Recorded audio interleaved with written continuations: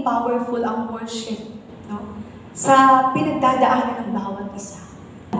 So, ang power of worship pala is to lift the believer from the everyday experience into an extraordinary attitude of surrender to God's will, a deeper appreciation of God's love, and more eager compliance with His commands. So, everyday experience, no? Araw-araw pala itong mai-experience natin. Ganun po pala ka-powerful ang worship. No? Na sa buong buhay natin, lahat yan bibigay mo sa Panginoon. Amen po. Na maki-experience mo, ay Lord, sa'yo to. No? Sa lahat ng narapagdadaanan natin, ang Panginoon, no, hindi po bulag, hindi bingin, no, na hindi tayo pakikinggan at hindi tayo nakikita sa paghihirap natin.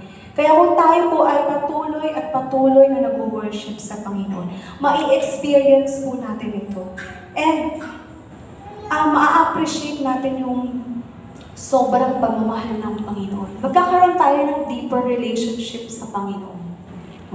And yung eager mo na sa lahat ng gagawin mo, sa lahat na sasabihin mo, iisipin mo kung nasa way ba ka ng Panginoon.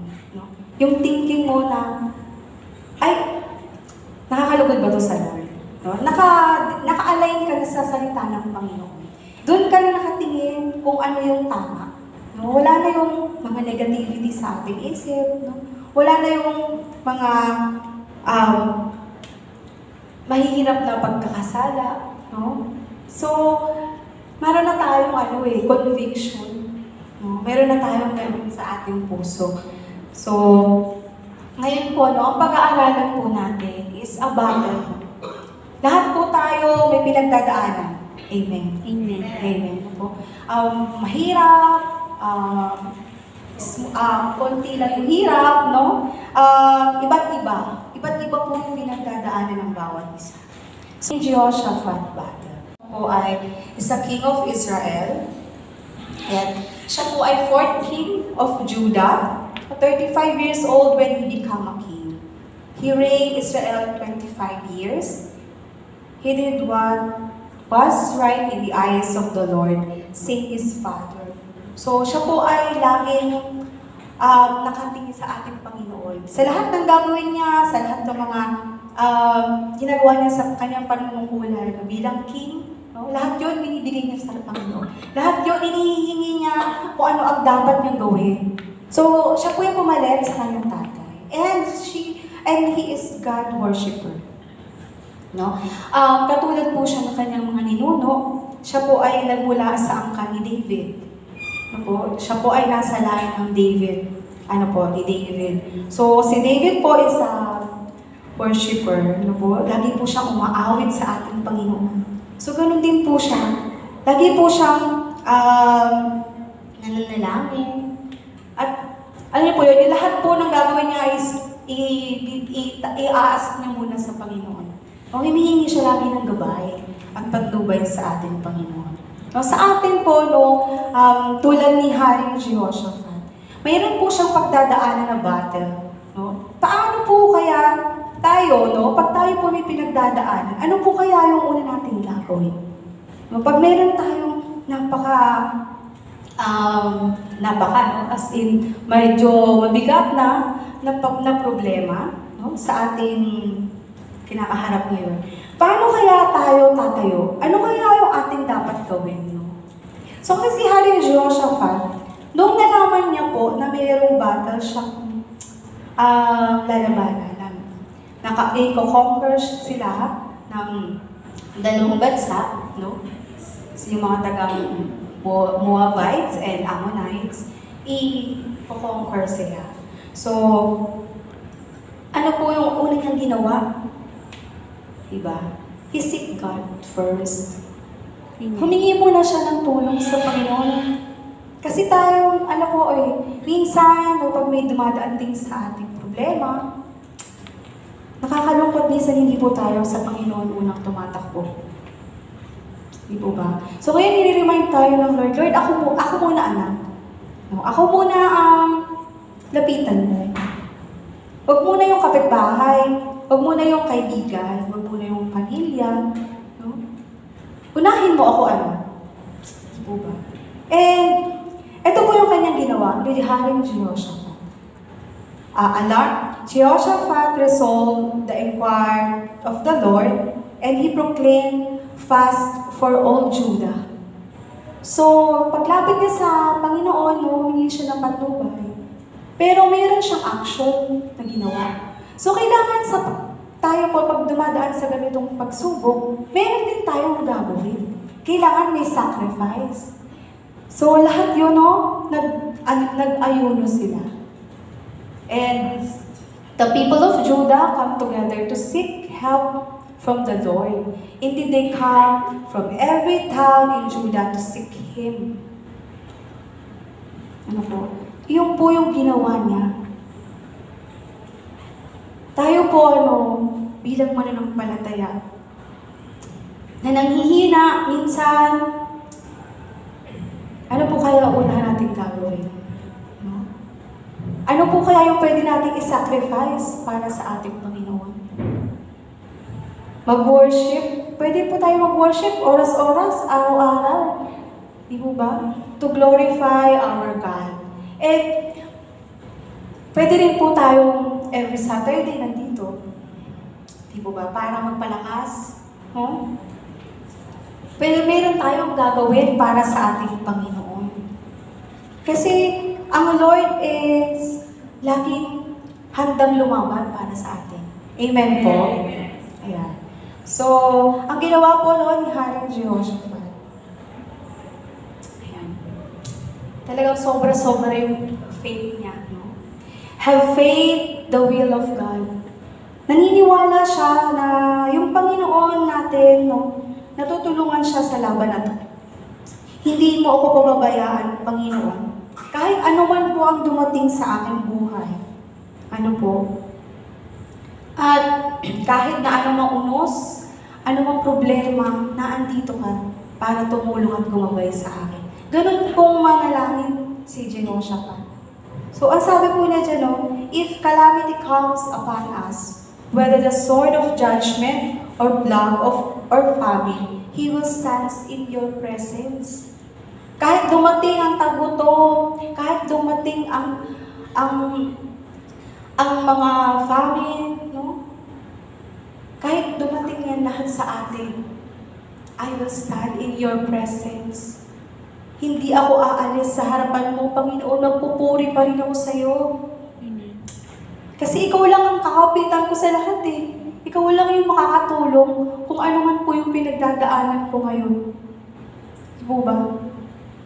Kaya po, tinire-remind tayo ng Panginoon sa salitang ito.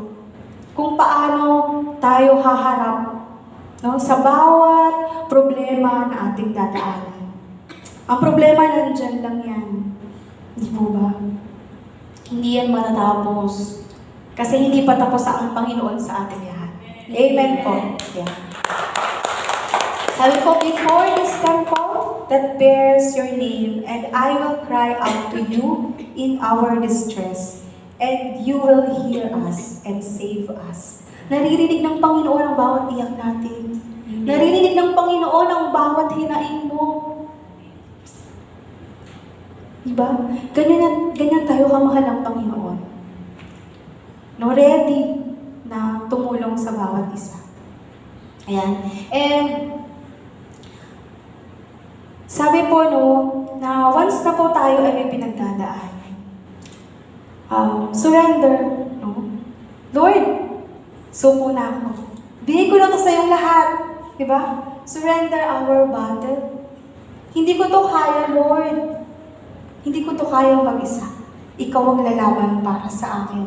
Amen. Diba? Amen. Sabi po, ni Jehoshaphat. Yan. Ito po'y panalangin ni Jehoshaphat sa ating Panginoon. Sabi mo niya, "Oh, our God, you won't stop them. We are powerless against this mighty army that is about to attack us. We do not know what to do, but we are looking to you for help." Sa'yo lang ako nakatuon, Panginoon. ang focus ko sa'yo lamang. Kasi ikaw lamang ang makakatulong sa akin. Hindi ko kaya yung dami ng army nilalaban sa amin. Di po ba? Nagpakatotoo siya. Sinabi niya sa Panginoon, yung laman ng puso niya, Lord, hindi ko kaya. Tayo po ba? Paano po ba tayo nagsasabi sa Panginoon? Kasi minsan hindi tayo totoo eh. Hindi natin sinasabi ang lahat sa Panginoon. Mayroon pa rin natitira, kaya tayo nahihirapan. Kasi hindi mo sinusuko lahat sa Kanya eh. Hindi mo lahat binibigay.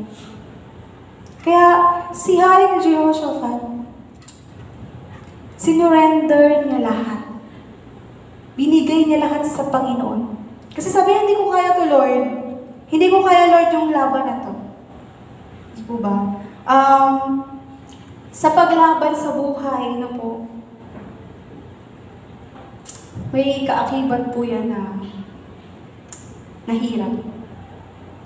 Hindi po pwedeng puro smooth lang.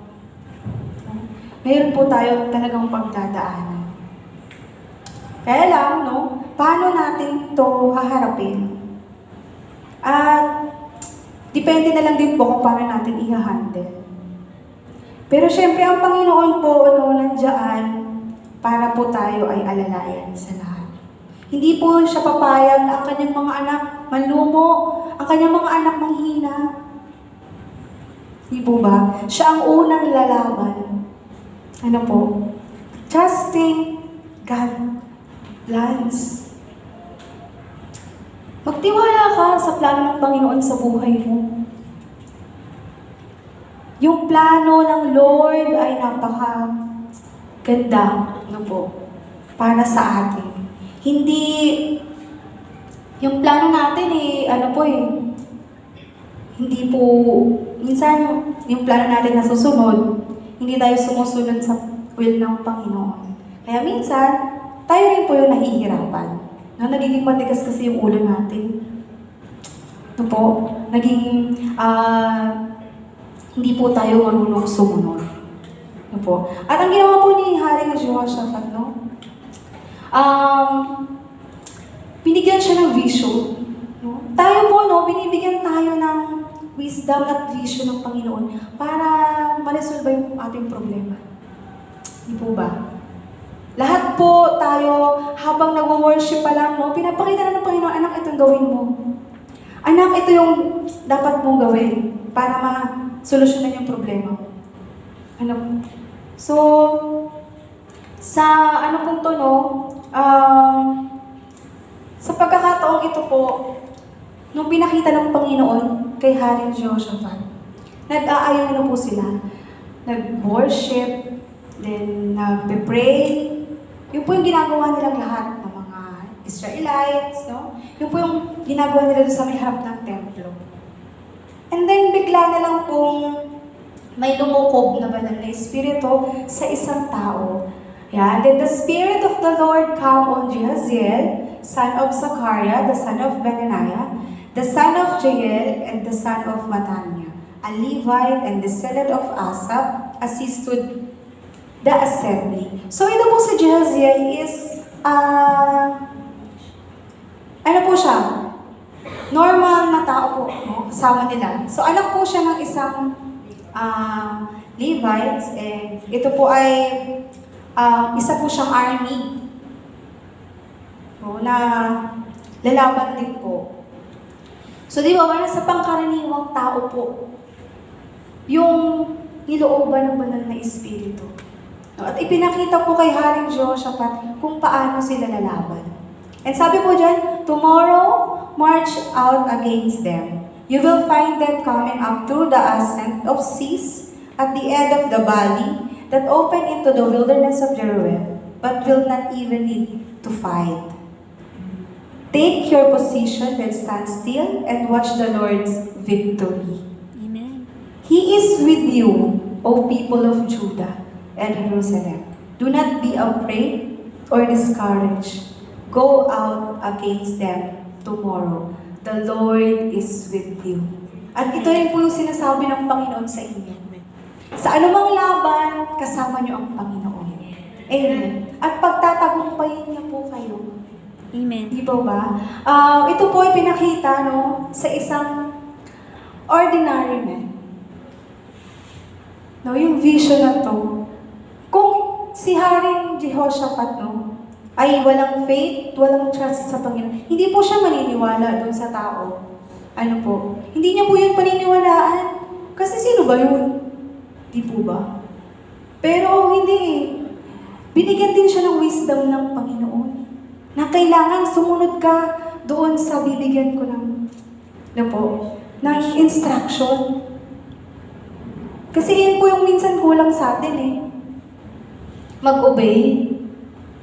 Di ba? Kung sumunod, sinasabi niya ng Panginoon, ito gawin mo, pero ito pala gagawin ko. Ayun.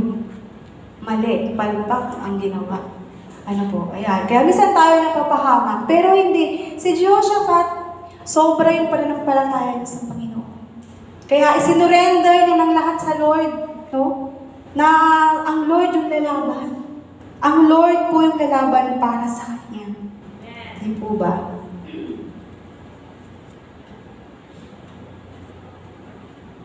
Wait lang po.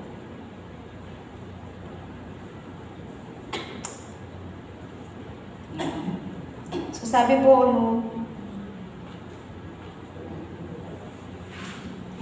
So sabi ng Panginoon sa ating lahat, I will fight for your battle.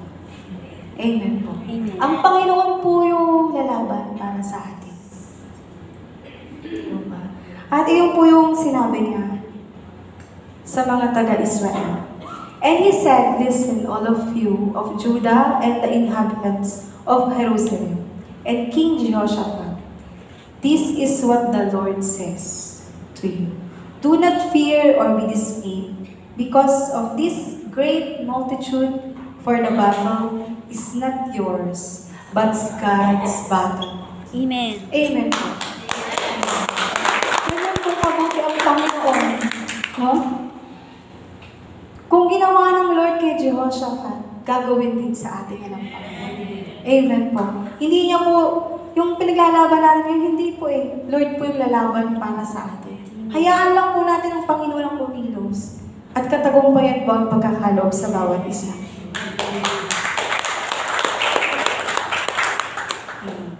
Yeah. And, sa battle na to, ang gagawin lang natin, I will worship in our battle. Sa lahat ng pagdadaanan mo, mag-worship lang ako sa'yo, Lord. Amen. Tataas ko lang yung kamay ko. Aawit lang ako sa'yo, Panginoon. Dahil alam ko, ikaw ang lalaban. Di po ba? Ikaw ang mangunguna sa laban ko. Kaya, papupurihan lang kita. Di po ba? Lahat, isusurrender ko sa'yo eh. Lahat, mananampalataya ako sa'yo na ikaw ang tutulong sa laban kong ito. Kaya I will worship you, Lord. No? Ibibigay ko sa iyo ang lahat. Yan. Kaya, after consulting the people, ni Jehoshaphat, lahat po, nandun po sila niyan. So, lalaban na po sila. Ginather niya na po yung people of Israel and Judah. So, in-appoint niya po, sabi, appointed men to sing to the Lord and to praise Him for the splendor of His holiness as they went out at the head of the army and saying, give thanks to the Lord for His love endures forever. Amen. So, sa laban, grabe po yung faith ni Jehoshaphat. Lalaban siya, ang pinauna niya po ay manganganta. Hindi po may mga sandata. Lalaban po sila kasi dalawang bansa po yun na nagsama para sila ay masakop. Pero dahil nagtiwala at nanampalataya sa ating Panginoon, Nag-worship lang sila sa Lord. Inuna niya yung mga worshiper. Di po ba? And then, makikita niyo po kung paano kumilos ang Panginoon habang sila'y umaawit. When they began singing and praising, the Lord set ambushes against the son of Ammon, Moab, and Mount Seir, who had come against Judah, so they were struck down. Amen. Ito po yung ginawa ng Panginoon, no? For the son of Ammon and Moab rose up against the inhabitants of Mount Seir, completely destroying them. And when they had finished with the inhabitants of Seir, they helped to destroy one another. Sila po yung nag-away-away, ginilo po nila yung... Alam niyo po, yung narinig nila yung awitan nila habang papunta po dun sa tagpuan, no po? Dun sa valley, kung saan po sila maglalaban-laban. Doon pa lang po, narinig nila yung awitan nila, yung pag-praising nila sa Panginoon. Ginulo na yung isip nila. Ganyan po ka-powerful ang praise. Amen. Diba? Ganyan po ka-powerful ang worship. Iibahin po yung isip ng kalaban. So yung mga, yung mga struggle natin, yung mga kalaban natin dyan sa gilid-gilid, no? May mga bumubulong-bulong sa ating isip. Magpuri ka lang sa Panginoon. Hindi mo yun maiisip. Yung mga negative, magiging positive, no po? Amen. Magiging matuwid yung pag-iisip natin kasi bigyan tayo ng kaunawaan ng Panginoon. Kasi yan po yung ginawa niya sa mga taga-Israelites. No? Habang sila'y umaawit, kumikilos ang Panginoon. Hindi po ba? Amen. And then, walang natira. Hindi po ba? Lahat sila po, wala. Hindi po ba? Kaya po, yan po yung power of worship. Amen. No? Sa pag-awit natin sa Panginoon, sa pag-praise natin sa Lord, no? Kikilos ang Panginoon, and miracle will happen to us. Amen.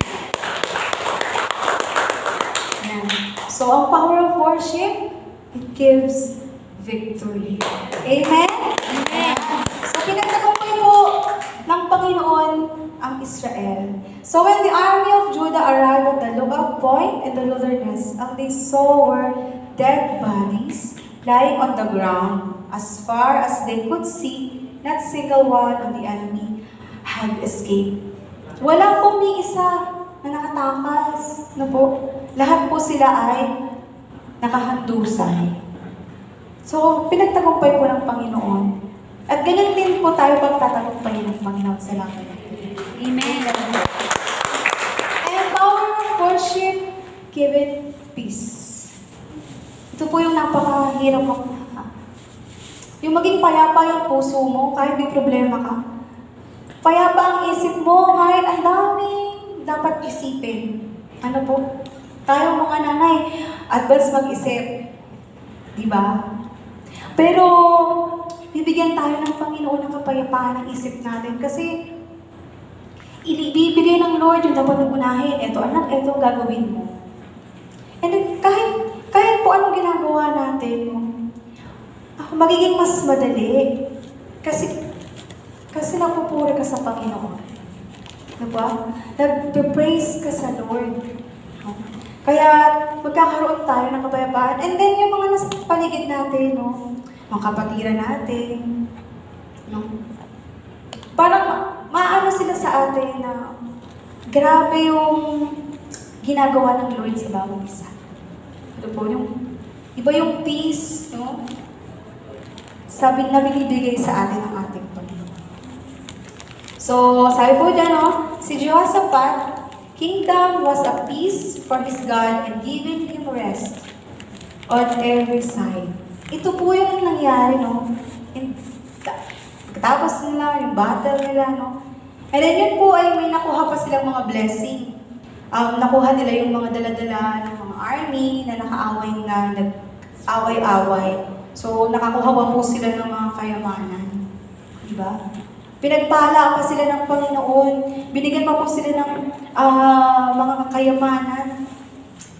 And then, ito po yung binigay ng Lord sa bansang Israel. Kapayapaan. Sa bawat sulok ng Israel. Yan po. Nakakalungkot lang po na ngayon nangyayari sa Israel. Pero alam ko may tinuturo yung Lord. And may papakita siya kung gaano siya ka-powerful. And victory pa rin ang papakita ng Panginoon sa bansang pinili niya. And,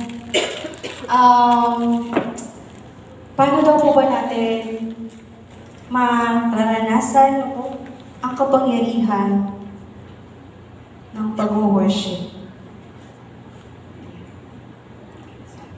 How can you feel the power of God in worship? To have faith, to surrender, and to trust. Trust the Lord. Di po ba? At ibigay niyo po sa Panginoon ang lahat. Surrender niyo po ang lahat sa Kanya. Hindi po niya kayo bibiguin. Yeah. So sabi po, ito po yung pinakamagandang sacrifice na ipagkakabibigay natin sa ating Panginoon. So brothers and sisters, since God has shown us great mercy, I beg you to offer your lives as a living sacrifice to Him. Your offering must be only for God and pleasing to Him, which is the spiritual way for you to worship. So ito yung pala yung buhay natin, ang spread nating sakripisyo. To please God, di po ba? The way to worship, ano po? And ito po ay reminder sa atin din ng Panginoon, no? Na I'm begging you, na i-sacrifice mo yung buhay mo para sa akin. Kasi Lord, sa'yo itong buhay na to eh. Di po ba? And now po, inaanyayahan kayo ng Panginoon na isurrender ang buhay mo sa Kanya. Itaas niyo lahat sa Lord. Ibigay niyo yung mga nararamdaman niyo, yung nasa puso niyo, yung problema niyo, kung relationship man yan, kung pera man yan, mga budgets man yan, no? Ibigay niyo sa Panginoon.